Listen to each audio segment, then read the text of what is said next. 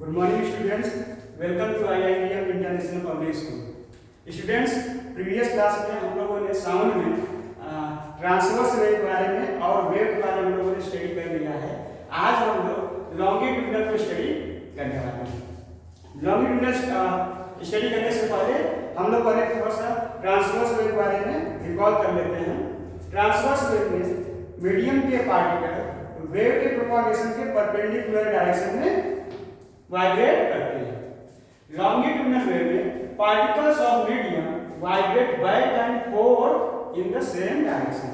That means longitudinal wave में medium के particle जिस डायरेक्शन में वेव जा रही होती है वेव के डायरेक्शन में ही वाइब्रेट करते हैं।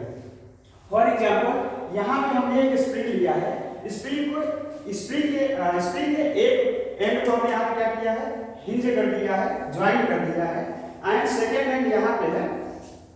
अगर ये नॉर्मल कंडीशन में रहता तो कुछ इस तरीके से आपको स्प्रिंग के आपको यहाँ पे सर्कल्स दिखाई देते हैं, ऐसे यूनिफॉर्मली सेम डिस्टेंस में यहाँ पे है। लेकिन जैसे यहाँ पे हम क्या करेंगे, इसको स्ट्रेच करेंगे, अपनी तरफ क्या करेंगे, पुल करेंगे, तो क्या होगा, यहाँ पे आपको देखने मिलेगा, यहाँ पे आपको पास में सर्कल्स दिखाई देंगे, लेकिन यहाँ पे दूर दिखाई देंगे। सिमिलरली यहाँ पे कुछ डिस्टेंस पे आपको पास में दिखाई देंगे। तो जहाँ पे पास में है वहाँ पे हम बोलेंगे कंप्रेशन है, और जहाँ पे दूर है वहाँ पे हम बोलेंगे रेयरफैक्शन है। यहाँ पे भी देखिए क्या पास में है, तो यहाँ पे हम बोलेंगे कंप्रेशन है।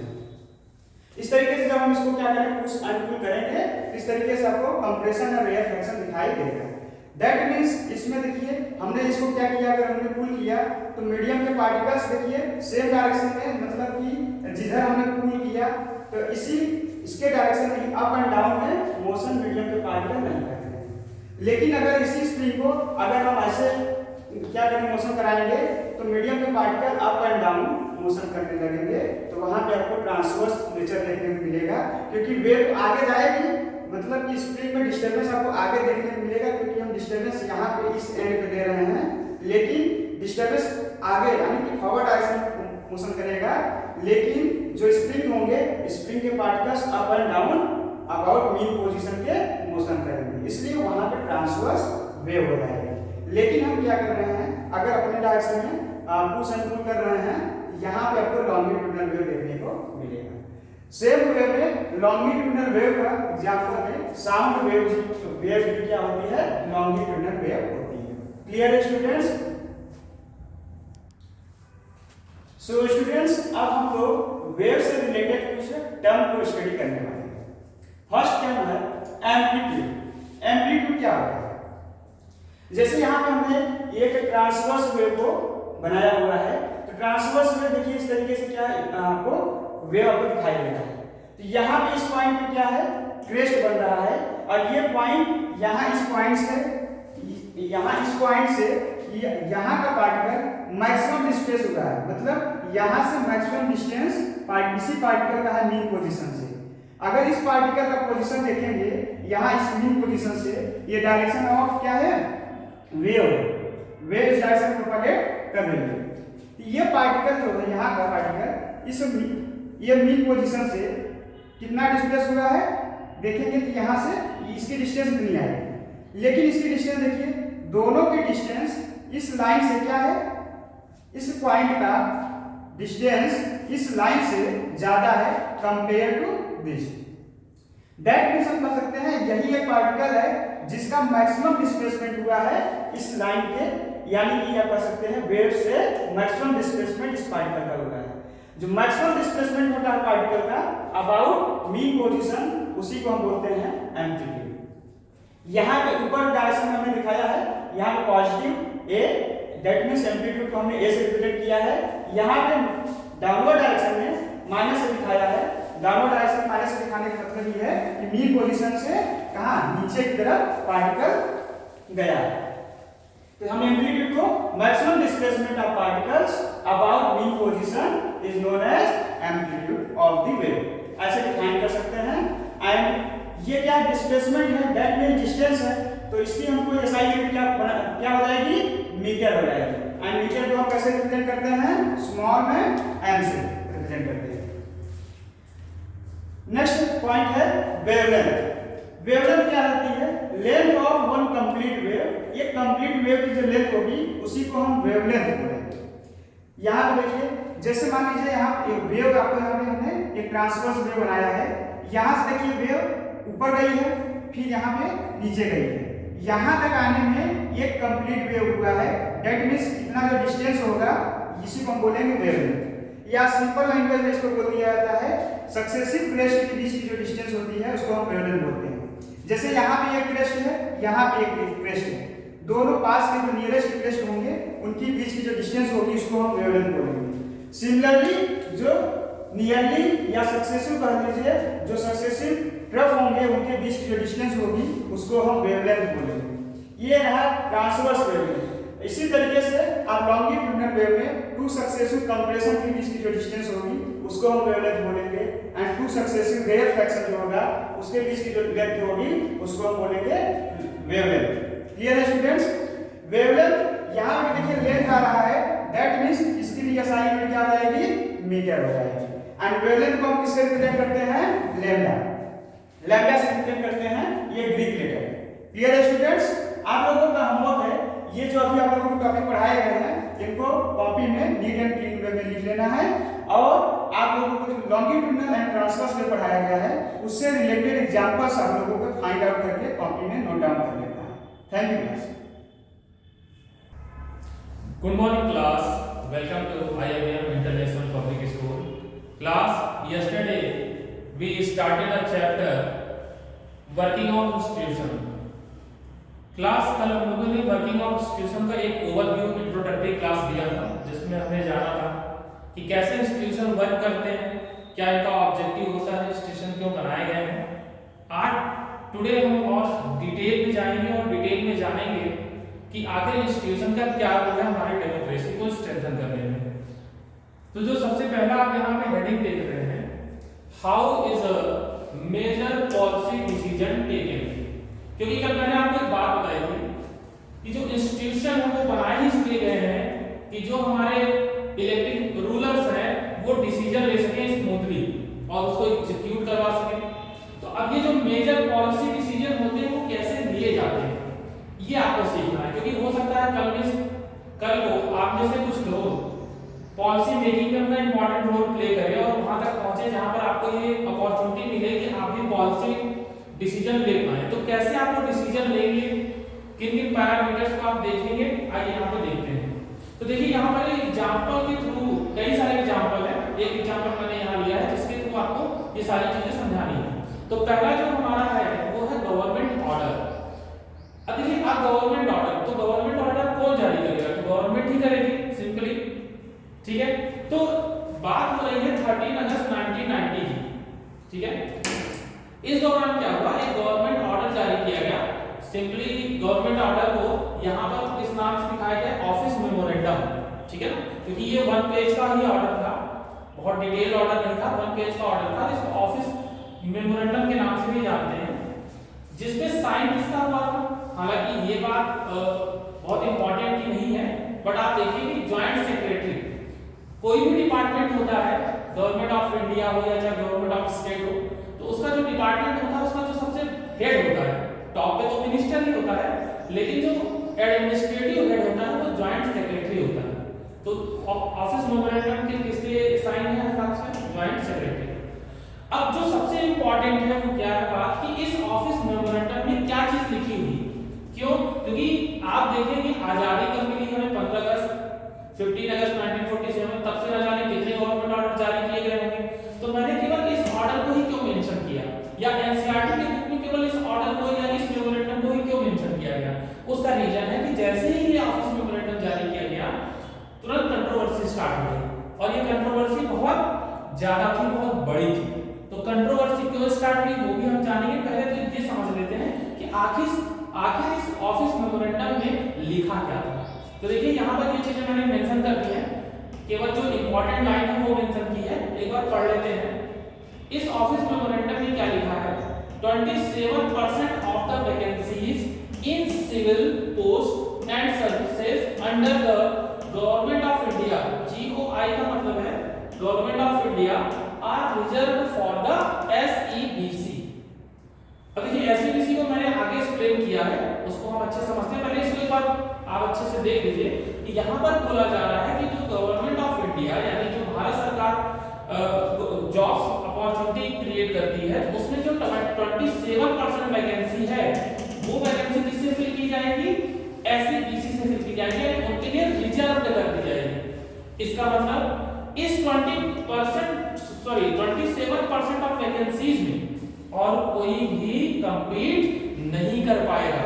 तो ये 27% में कौन कंपीट कर पाएगा? Only SCBC. अब आपके दिमाग में आ रहा होगा कि ये एससीबीसी क्या है, तो इसको अच्छे से देख लीजिए।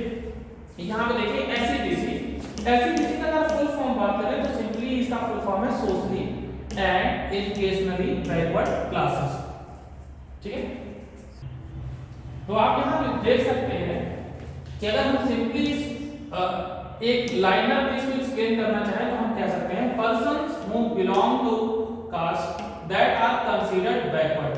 मतलब इसमें वो लोग सम्मिलित हैं जिनको एजुकेशनली, सोशली या हम कह सकते हैं कि कास्ट के बेस पे बैकवर्ड घोषित किया गया है, बैकवर्ड डिक्लेयर किया गया है, उनको एससीबीसी माना जाएगा। अब आपके दिमाग में एक चीज आ रही होगी कि आखिर ये डिक्लेयर कौन करेगा कि कौन एजुकेशनली या सोशली बैकवर्ड है?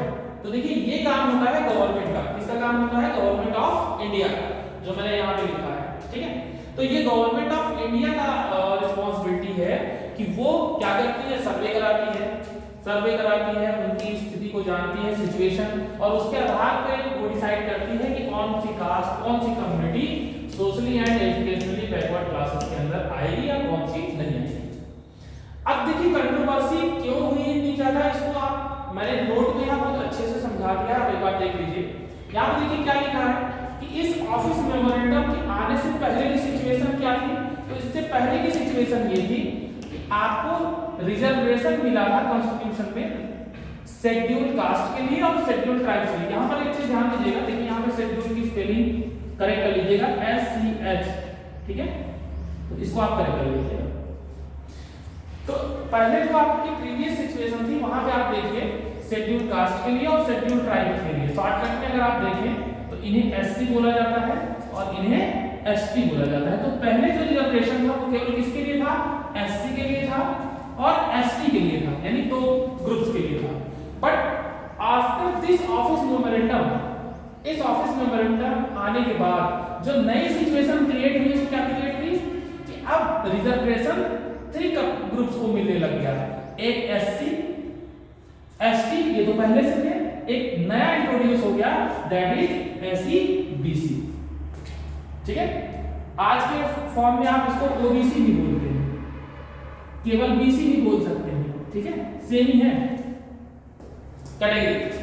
तो देखिए अब सिचुएशन यहाँ पे ये क्रिएट हो गई। अब आप सोचिए कि जो लोग मान लीजिए 100 वैकेंसी है, 100 वैकेंसी है, तो अगर हमें लमसम अंदाजा ले लें, अप्रॉक्सीमेट अंदाजा ले लें, तो हमने कहा कि पहले जो सिचुएशन थी, तो पहले क्या सिचुएशन थी कि 100 में मान लीजिए 20% या 22.5% समथिंग होता है, तो मान लीजिए 20 सीट्स रिजर्व थी पहले क्या थे, क्योंकि पहले दो लोगों को, दो कम्युनिटी को रिजर्वेशन देना था।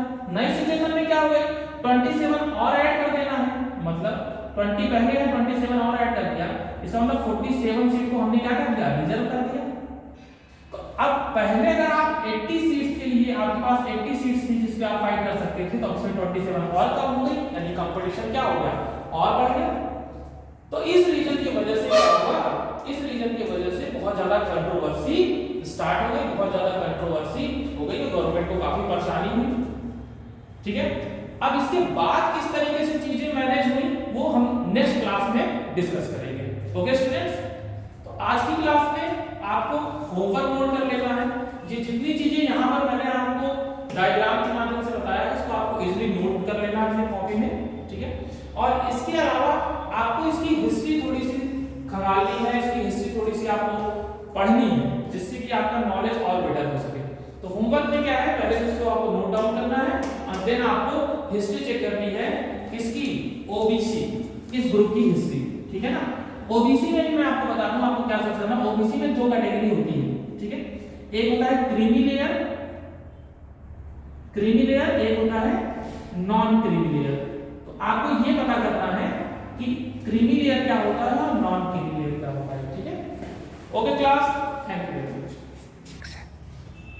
Good morning class, welcome to IIM International Public School. Yesterday we started the topic surface area and volume from NCERT and exercise 13.2 हमने स्टार्ट किया था, क्वेश्चन नंबर 7 डिस्कस किया था और आपको होमवर्क दिया गया था जो अदर क्वेश्चन है उसको सॉल्व करें। आई होप आपने सॉल्व किया होगा and today we will solve the question number 7 from same exercise 13.2.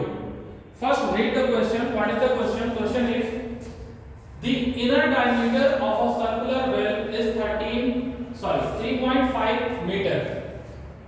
Students जैसे कि आप क्वेश्चन पढ़ते जाते हैं आपका ऑब्जेक्टिव होना चाहिए जो इंफॉर्मेशन है उसको टिक करते जाएं, तभी आप इजीली सॉल्व कर पाएंगे क्वेश्चन को। जैसे यहाँ पे हमें इनर डायमीटर गिवन है, कितना है 3.5 metre and then it is 10 metre deep. यहाँ पे ये जो 10 मीटर डीप की बात की गई है ये हाइट की बात हो रही है, ठीक है। हमें क्या पता करना है? फाइंड दो चीजें पता करनी है। First it's inner curve surface area, second the cost of plastering this curve surface area at the rate of ₹40 पर मीटर स्क्वायर। तो सबसे पहले curve surface area find out करना है एंड देन हमें कॉस्ट निकालनी है कि अगर हम इसे प्लास्टरिंग करते हैं तो कितना कॉस्ट हमें टोटल देना होगा, पे करना होगा। तो चलिए स्टार्ट करते हैं इसको सॉल्व करना। First inner curve surface area, ठीक है। सबसे पहले जो इंफॉर्मेशन है उसको यहां पर लिख लेते हैं। हमें क्या गिवन है? तो पहली चीज है D. D means diameter 3.5 metre. तो सबसे पहले हमारा ऑब्जेक्टिव होगा रेडियस आर फाइंड आउट करना। As you know R equal to D by 2 diameter, half of diameter is called radius. So 3.5 by 2, अगर आप इसको डिवाइड करेंगे तो 1.75 मीटर, ये आपका रेडियस हो जाएगा। नेक्स्ट अब देखिए यहाँ पर हाइट भी हम नोट कर लेते हैं, और हाइट नोट डाउन कर लेते हैं, यहाँ पे रख लेते हैं height h equal to 10 metre. Now we have both information, radius 1.75 metre and the height is 10 metre. Now apply the formula inner curved surface area। Students inner और आउटर इसमें कंफ्यूज करने के लिए वर्ड यूज किया है। अगर ये नहीं भी यूज करता तो आपको पता है कर्व्ड सरफेस एरिया की जब भी बात होगी तो CSA का फॉर्मूला मैंने बताया है 2 pi r h। अब आप सोच रहे होंगे कि सर 2 pi r h क्यों लगाना है, कुछ और भी क्यों नहीं लगा सकते, पाई आर क्यों नहीं लगा सकते, पाई आर स्क्वायर क्यों नहीं लगा सकते? तो आप जरा एज्यूम करें किसकी बात कर रहा है? The inner diameter of a circular well. Circular well, अब जरा इसको एज्यूम करिए वेल, कुआं खोदना है आपको। कुआं का जो हाइट है, जो गहराई है, और ये कुआं का ऊपर का सरफेस है, वेल का ऊपर का सरफेस है जो सर्कुलर है। तो जब ये स्ट्रक्चर आप बनाते हैं तो ये वेल आपको कैसा दिखाई दे रहा है? ये वेल आपको सिलेंड्रिकल शेप में दिखाई दे रहा है। किस शेप में दिखाई दे रहा है? सिलेंड्रिकल शेप में। और सिलेंड्रिकल शेप का जो कर्व सरफेस एरिया होता है वो कितना होता है? 2 pi r h। इसीलिए हमने यहाँ पे जो फॉर्मूला अप्लाई किया है वो 2 pi r h किया है, इसके अलावा कोई दूसरा फॉर्मूला यूज नहीं किया है। अब यहाँ पे वैल्यू पुट करेंगे 2 into पाई की वैल्यू यहाँ पे गिवन नहीं है। आपको मैंने बताया है कि पाई की वैल्यू नहीं गिवन है, फिर भी आपको रखना क्या है? 22/7। देन रेडियस r, r की वैल्यू है हमारे पास 1.75, put it here 1.75। Then h, s of height, height is 10, put करें, ठीक है। जैसे ही आपने यहां पे सारी वैल्यू पुट की है, अब आपको कुछ नहीं करना है, सिंपली इसको सिंपलीफाई करना है। और ये आपका होमवर्क है, ठीक है। आपको इसको सिंपलीफाई करना है। सिंपलीफाई करके जो फाइनल आंसर आएगा वो यहाँ पे लिखना है और वो आएगा मीटर स्क्वायर में। कितना आएगा? किस यूनिट में आएगा? मीटर स्क्वायर में। और बहुत सिंपली है, ठीक है। 22 में आप मल्टीप्लाई करेंगे 2 का 44 हो जाएगा, ठीक है। 1.75 में 10 का मल्टीप्लाई करेंगे 17.5/7। अब इन दोनों का आपको मल्टीप्लाई करना है और 7 से डिवाइड करना है, बहुत इजीली आप इसका आंसर निकाल लेंगे। उसके बाद आप क्या करेंगे? सेकंड स्टेप में आए। सेकंड में हमसे कहा find the cost of plastering this curve surface area. अब ये जो कर्व सरफेस एरिया यहाँ पे आपने फाइंड आउट किया है, इसमें कॉस्ट फाइंड आउट करना है। रेट क्या है 40 पर मीटर स्क्वायर, तो आप निकाल लें यहाँ पे cost of plastering, cost of plastering. तो कॉस्ट कैसे निकालेंगे, आपको क्या करना है, जो आपका CSA आया है यानी कर्व सरफेस एरिया, इसमें आपको रेट से मल्टीप्लाई कर देना है, किससे, रेट से। तो सपोज दैट जैसे कर्व सरफेस एरिया हमारा यही है 44/7 इंटू 17.5, तो इसमें हम किस चीज का मल्टीप्लाई कर देंगे, रेट का। रेट कितना है 40 पर मीटर स्क्वायर, 40 का, ठीक है। अब इसको आप कैलकुलेट करेंगे, जब इसको कैलकुलेट करेंगे तो यहाँ पे आपको कॉस्ट फाइंड आउट हो जाएगी, आपको कॉस्ट मिल जाएगी, ठीक है। और ये कॉस्ट किसमें आपको मिलेगी, रुपीज, ठीक है।